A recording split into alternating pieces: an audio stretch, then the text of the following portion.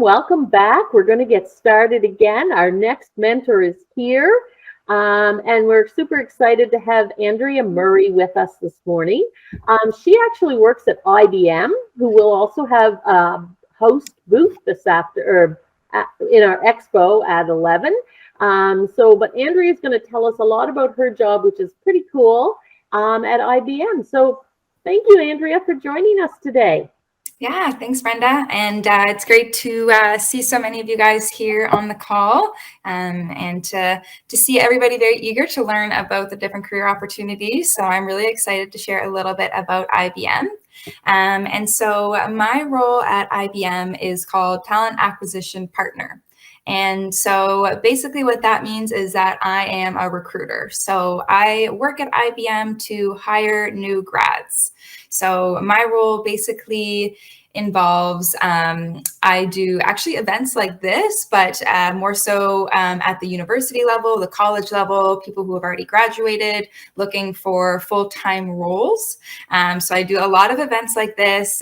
So I do lots of presentations, lots of PowerPoints. I saved you all the trouble today and didn't actually share a PowerPoint today because I'm sure you guys have seen a lot. And I didn't want to get into too much about kind of what IBM is. I wanted to more so focus on what I do and some of the other roles that we have. So I'll kind of keep it casual and talk about that instead. And I won't bore you too much with IBM's background and all that good information. So I do a lot of presentations like this to new grads, college students, university students, and basically I find new grads who are looking to join the workforce, looking to get a job at IBM, and I help see if they are a fit for IBM, what role they could be a fit for, because we have lots of different roles there. And then I set up their interview for them. And so their interview is like a virtual 1-hour interview.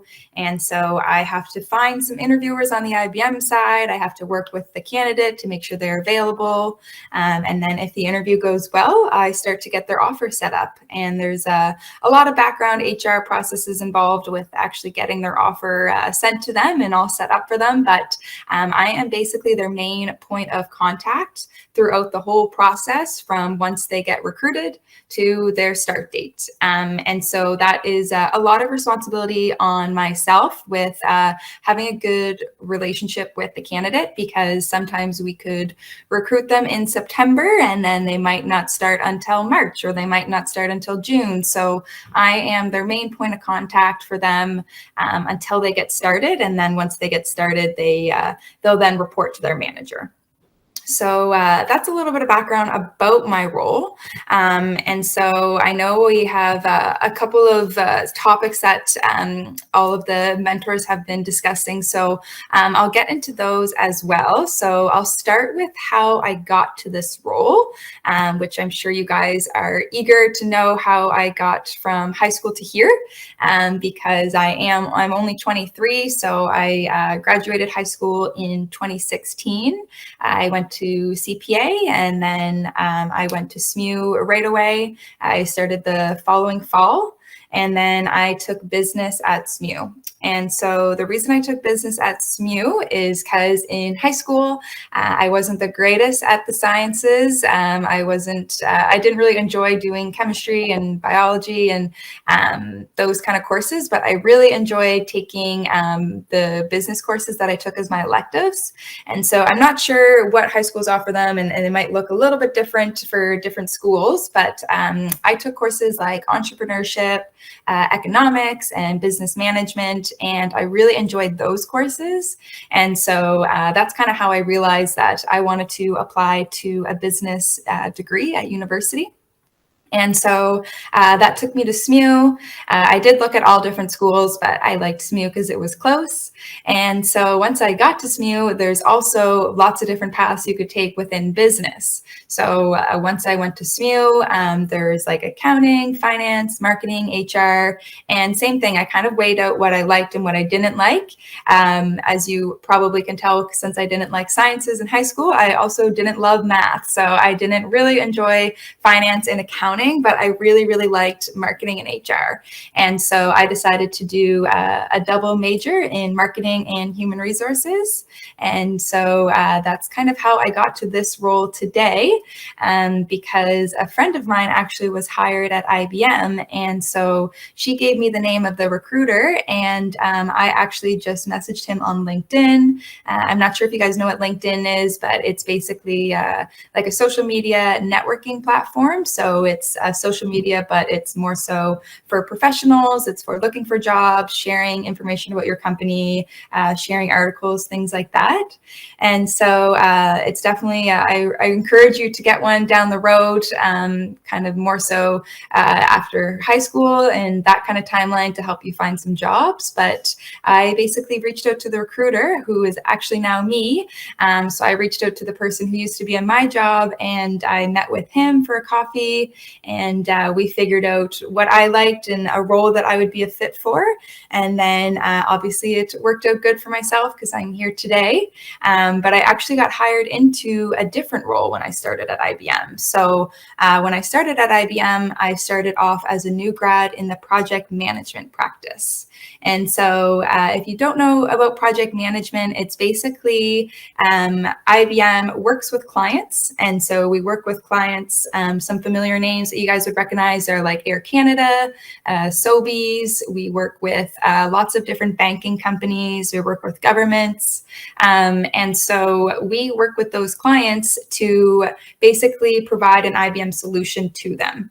And so your role as a project manager is to have a really good relationship with the client. And so you work with the client to basically make sure that the project is running on time, it's running on budget. So it's we're not charging the client too much, or the client isn't charging us not enough. And that the work that we're providing and the IBM solution that we're providing them is on time, and everything is moving slowly. And it's a lot of kind of working through any issues, working with teams, really big teamwork role. So working with lots of people on the IBM side as well as the client side. And so I started off in project management, which is actually one of the roles that I recruit for now. And so once I started off in that role, I was there for about 10 months. And same thing, I kind of evaluated what I liked about the role, what I didn't like about the role. I really liked meetings and I really liked presentations. And so eventually the recruiter that was in my role previously was taking on a new role, and that meant his previous role was open. And so since I liked doing presentations and I liked working with people, I applied for that role. And now here I am. I've been in this role since July. And so if you're keeping up with my timeline, that means I graduated high school in 2016, graduated university in 2020, and then started IBM at 2020. And then now I'm here at the end of 2021. So it's been just over a year since I'm with IBM.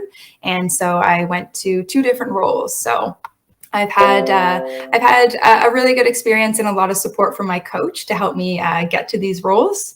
And like I said, I already shared about my kind of education background, but I also did a lot of additional training, and I did a lot of volunteer work to help me get to my job, and also even to help me get into the university program, and also to get my job at the beginning.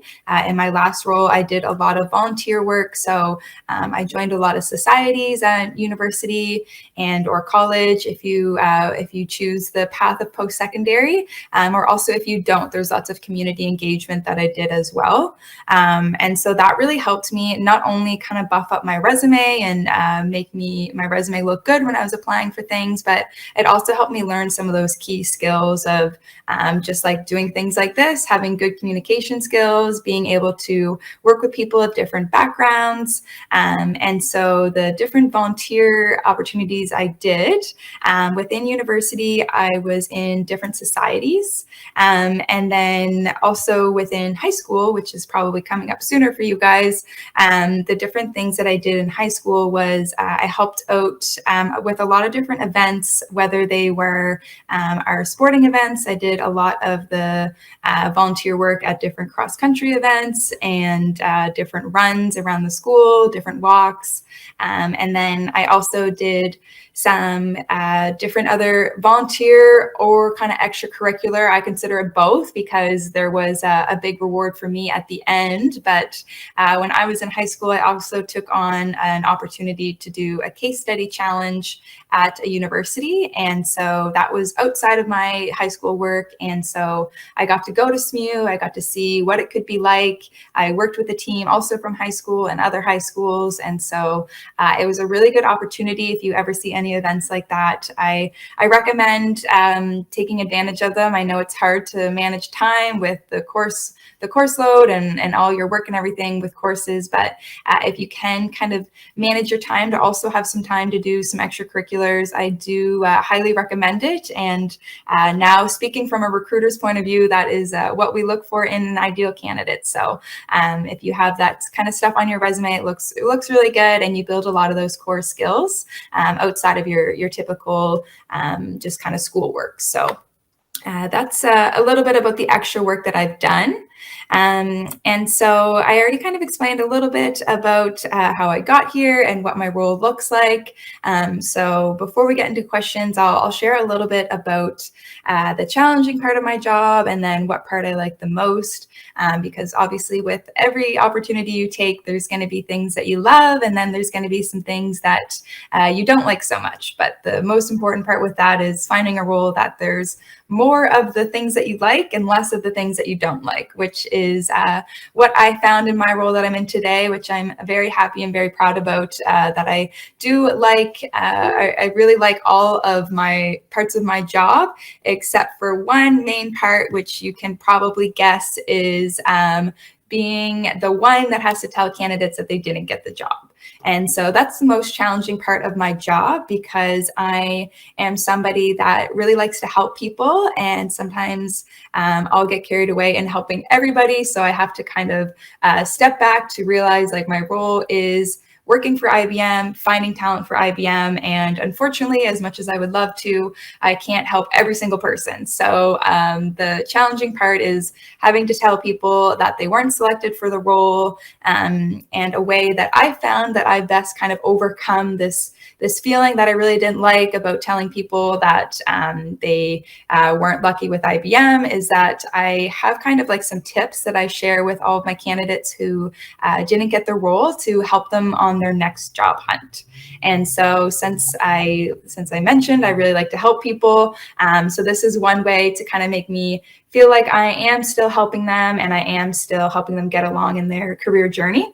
And so I share some tips with them about how they can change up their resume or some feedback from their interview, what went well, what didn't went well, so that they can improve from there and help find another job. Even though that other job unfortunately won't be with IBM, it'll still help them on their career journey.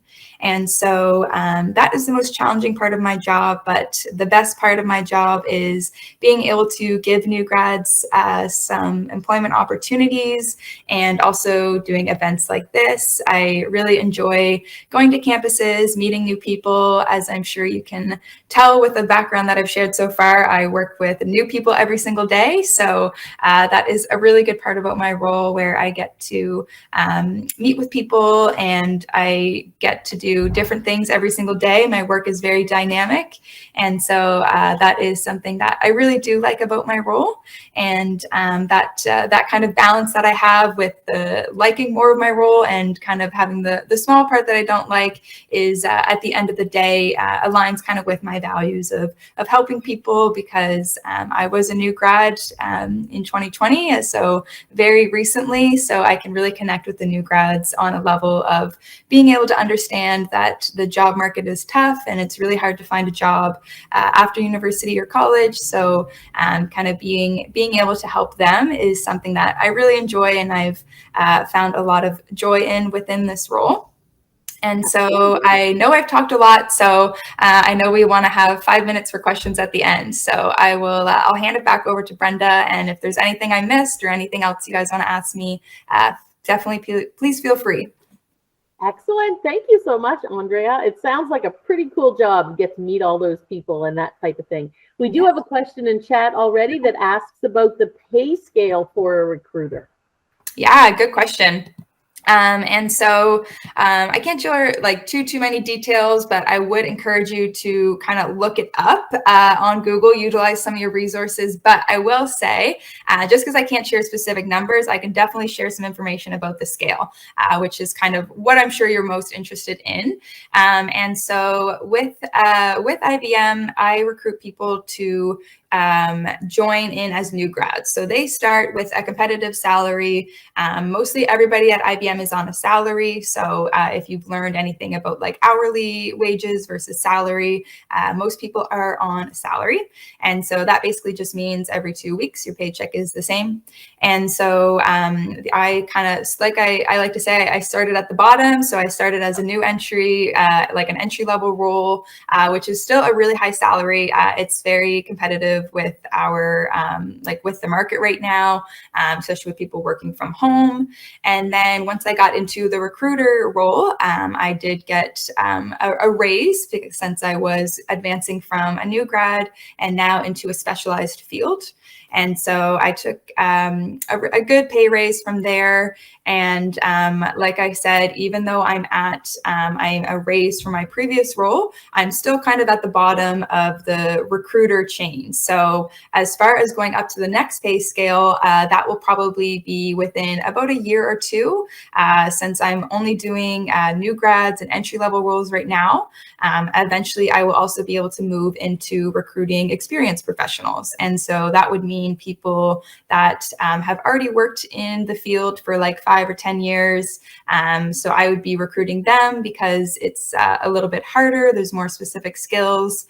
And so from there, I will take another pay increase, not only because I'm taking on a new role, but I've also have some more specialized skills, which obviously are very valued. So there is kind of within that pay scale, there's lots of kind of advancements, and it is based on kind of getting all the skills and then moving to the next one. So yeah, if you want to kind of know a little bit more about salary details, you can kind of Google different things like campus recruiters, or you can Google like entry-level recruiters, and then kind of Google like senior recruiters, and you'll be able to see the different pay salaries from there. So that's my way of hopefully sharing the details without getting in trouble of sharing numbers.